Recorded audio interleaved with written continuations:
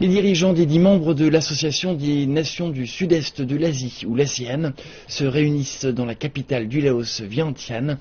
Le pays a pris la présidence tournante du bloc régional cette année.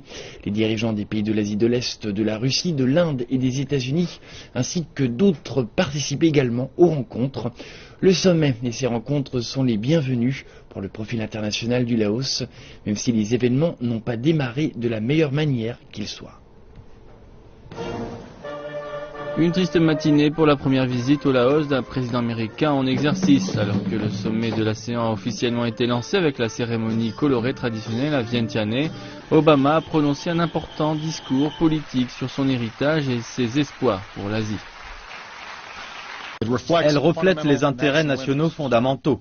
Et aux États-Unis, dans toutes les familles politiques, il est largement reconnu que l'Asie-Pacifique deviendra encore plus importante dans le siècle à venir pour l'Amérique et pour le monde. Son gouvernement a annoncé 90 millions de dollars supplémentaires d'aide pour retirer au Laos les millions de munitions qui n'ont pas explosé et qui contaminent encore les sols, mutilent et tuent 4 décennies après la fin de la campagne de bombardement des États-Unis. Les dirigeants de l'ASEAN ont débattu de la manière de renforcer davantage la communauté qu'ils ont formellement déclarée à la fin de l'année.